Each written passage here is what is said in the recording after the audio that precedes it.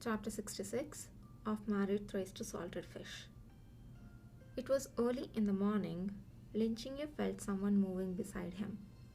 He had always been a light sleeper, and since it was already his usual time to wake up, he quickly opened his eyes.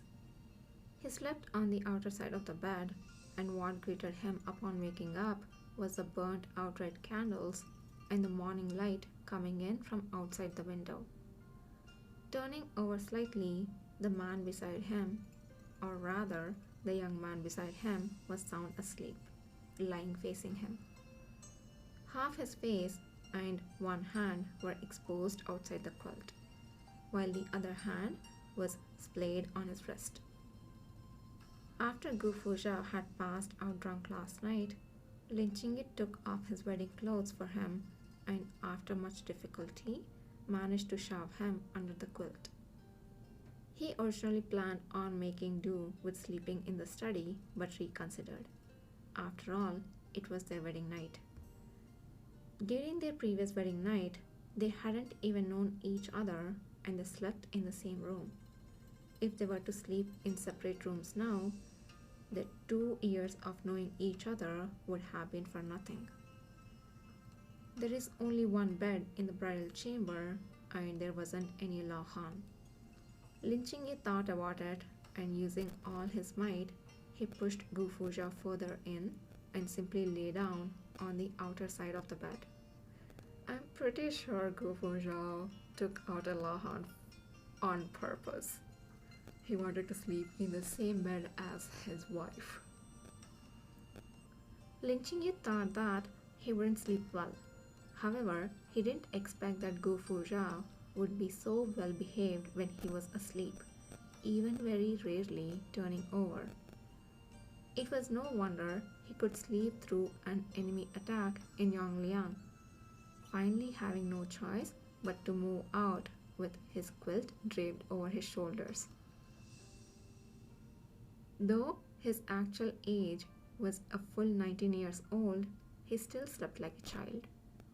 Lin Qingyi couldn't help but stretched out his hand and touched Gu Fuzhao's straight nose. Then he made to get up, but he couldn't get up. Gu Fuzhao had pinned down his hair.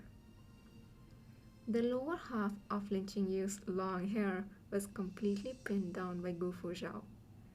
If he moved a little too much, it would result in a painful pull. He tried to push Gu Fuzhao away, but even after a long time, Gu Fuzhao remained motionless.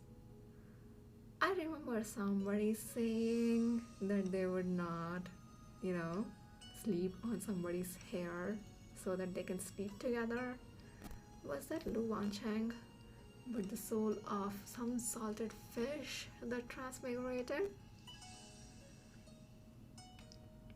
He also tried to grab his hair and pull it out, but not a lot of it managed to be freed. Instead, he simply hurt himself in the process, so much so that he was tempted to poison the other. Lin Qingyu, let's calm down. You can just wake up your hubby. It's okay. Lin Qingyu couldn't bear it any longer. No amount of calling managed to get Gu Fuzhao to wake up, so he went and pinched Gu Fuzhao's nose shut.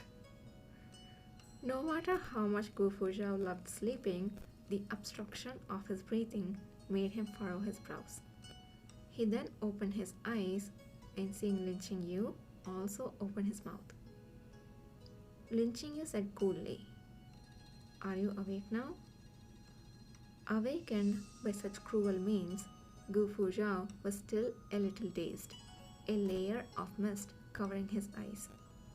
He stared intently, unable to look away at the face so close at hand.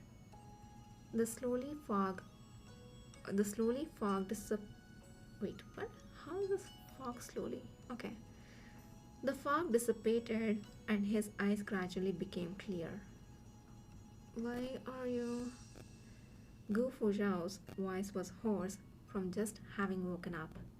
He realized where his hands were and his eyes widened suddenly.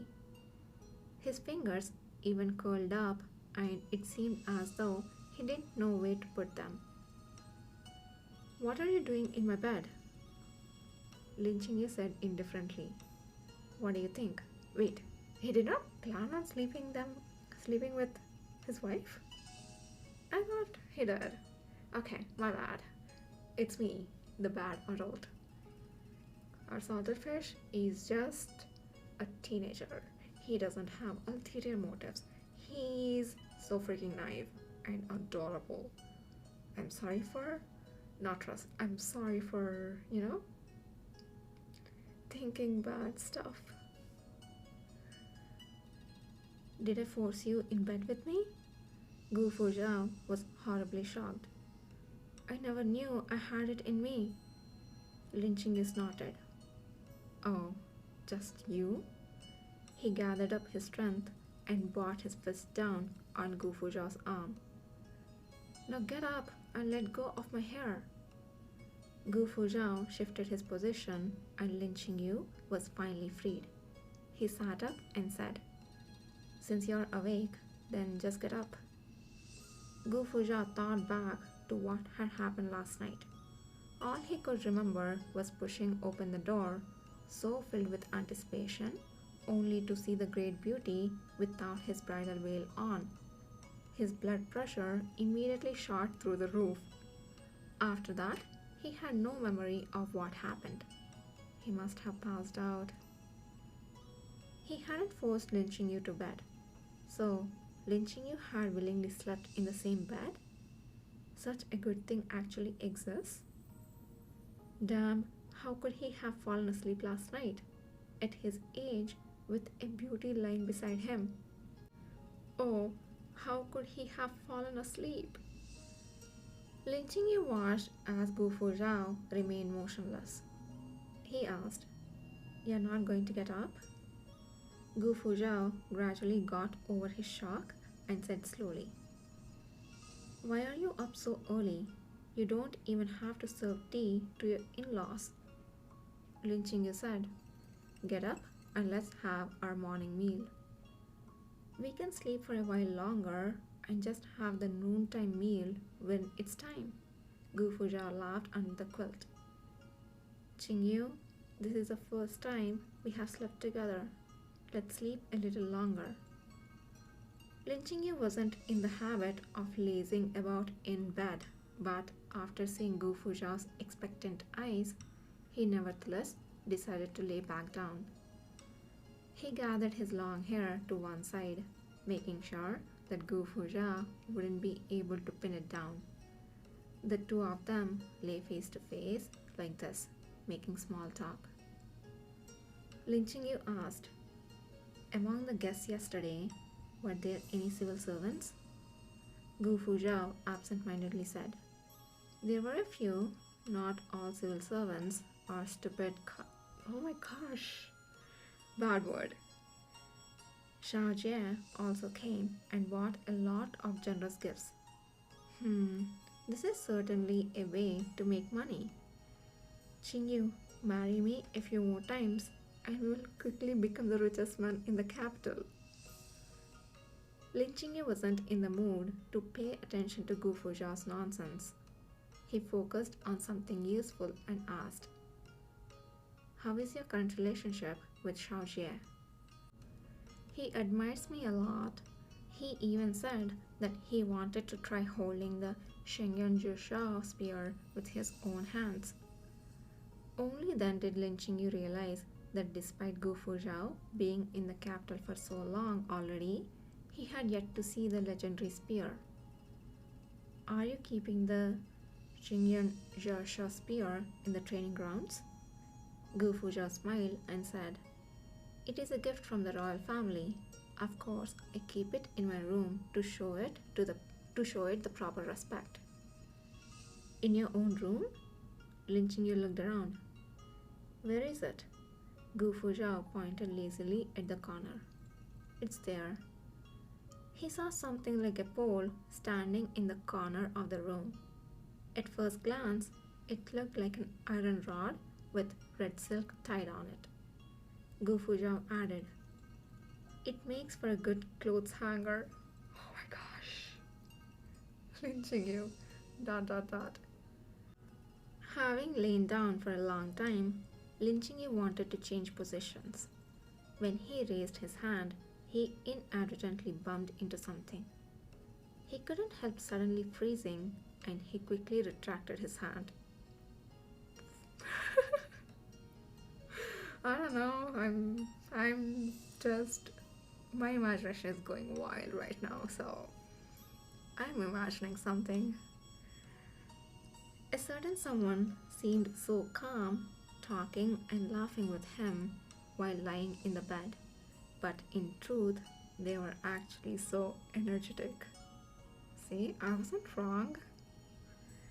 Gu Fuzhou was also momentarily stunned, and the atmosphere suddenly became a little strange. After a brief silence, Gu Fuzhou said, "What's with your reaction?" Gu Fuzhou teased. "Do you think you will ruin your hand?" Ruin your hand? It made lynching you unexpectedly wanted to laugh. I don't think so. You weren't like this before. The old you, Gu Fuzhou, began to once again imitate the way he talked. Before the two of them were so familiar with each other, his imitation of lynching you was a lot better than his imitation of Shao-Chang. As a student of medicine, there is nothing I have not seen before. There is no need for you to make such a fuss. Gu Fuzhou had done such a good imitation. Lin Jingyu could not refute it at all. He was indeed knowledgeable and experienced. For him, this thing was nothing more than a piece of flesh. When Lu Wacheng was wilted before, he could even calmly offer to help him check. He himself didn't know why he reacted that way just now. After some thought, Lin Jingyu said, "It might be because you are using General Gu's body now."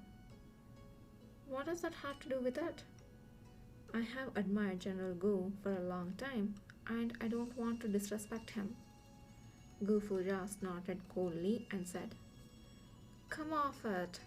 You have even gotten in bed already. Are you telling me now that it doesn't suit my current body?" Lin Jingyu was speechless. Deciding to simply smash a cracked pot, he said, "Yes, I do think it will ruin my hand." Gu Fuzhou applauded and said with a smile, "Nice, as expected of Dr. Lin." Thereupon, for the entire rest of the day, whenever Gu Fuzhou saw Lin Jingyu, he would grab his hand, look it all over and say, "Why does Dr. Lin's hand still look fine? When will it start to get all wrinkly?" Oh my gosh, these two. I really want this to be turned into an anime. I would watch it on repeat. Like Apothecary Diary style. It would be so perfect. Lin Jingyu couldn't help but wonder whether it was the right decision to marry Gu Fuzhou for the second time. That night, he ordered people to transfer the bunk bed from the Lin residence into the bridal chamber. For 3 days following the wedding, Gu Fuzhou was not required to attend court. While Lin Jingyu was ordering the servants to put away the things he'd bought, Gu Fuzhou was by his side, idling about. He saw a locked wooden box and asked casually, "What's inside?" Lin Jingyu glanced at him and then waved the servants away. He opened the wooden box and said, "It's General Gu's memorial tablet. Is there a hidden room in this mansion?" "I will ask Yan Yan to find a room for you later. Looks like there are 2 tablets. Whose is the other one?" Lin Jingyu's tone turned subtle. "You can pick it up and take a look." Gu Fuzhou took out the 2 tablets. One was indeed General Gu's tablet, and the other was. Gufuja almost threw what was in his hand. What is this? Who is Zhang the Zhang? Lin Qingye said without batting an eyelash. Back then, whether you managed to survive or not was unknown. I decided to have a memorial tablet made for you. If you had really died, without a memorial tablet, you wouldn't even be able to enjoy the incense offerings of future generations. I understand your good intentions. Gu Fujiao's expression was complicated. But why did you think this is my name? Lin Qingyu gave a half smile. You told me so yourself. At first, you said your name was Zhu Da Zhang, and then you changed your name to Zhang. So it was naturally, it must be Zhang Da Zhang. Gu Fujiao laughed and said, You know I was joking. Why did you take it seriously? With a bang, Lin Qingyu suddenly closed the lid of the wooden box. If I didn't take it to be true, then what should I have done? I don't know your name at all. Lin Qingyu's Adam apple bobbed up and down. I asked you, but you didn't tell me. Gu Fujiao frowned, expression turning serious. When did you ask me? Knowing clearly that it was just in his own dream, saying it out loud felt unreasonable. But Lin Qingyu still couldn't help but accuse him. On the 7th day after your death, I asked you so many times. I chased after you, asking you, but you still walked away without even looking back. Gu Fujiao murmured. Wasn't that a dream? Fuck! Is it possible to connect using dreams? Lin Qingyu's eyes narrowed. What do you mean? Lin Qingyu sat at the table and watched as Gu Fujiao dragged a stool to his side. Even though both of them were sitting, Gu Fujiao was still a lot taller than him. When talking to him, he had to bend down and bow his head. I'm sorry, Qingyu. I didn't know if I could survive. Lin Qingyu said in surprise. You know of the dream? Gu Fujiao nodded. After I had that dream, I woke up in General Gu's body. Lin Qingyu stood up abruptly. So that was really you? You really didn't want to tell me your name? If I died, I just thought it would be easier for you to forget about me if you didn't know my name. Lin Qingyu gritted his teeth and said, You know, I have a highly retentive memory. I couldn't even forget the rooster that took your place at our wedding. What made you think I could forget you? Gu Fujiao chuckled lightly. I was wrong. Gu Fujiao took his hand, one standing, the other sitting. It was now him looking down at Gu Fujiao. Gu Fujiao looked up at him and said, I will tell you now, okay? My name sounds nice. I don't want to know anymore. Lin Qingyu turned his head away from looking at him and said calmly, I don't care what your name is. It has nothing to do with me. Gu Fujiao, making a big show of being earnest, said, It's over, it's over. It seems to be the angriest Dr. Lin has been seen out. It seems to be the angriest Dr. Lin has been since our reunion. He's even angrier than when he wasn't sure whether Shen Haoxi had missed or gone soft-hearted. Lin Qingyu was indeed angry. When he thought of how upset he'd felt, like he'd lost, when he woke up from the dream, he wanted to strangle Gu Fujiao to death.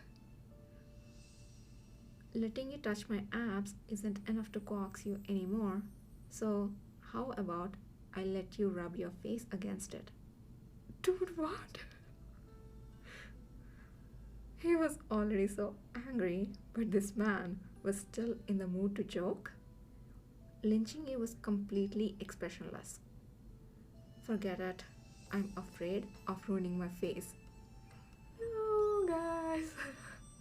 I mean, it does show that lynching you cares a lot about our salted fish, and he probably would have cried, or he probably just like he was super emotional and he just like put on that front, trying to be strong,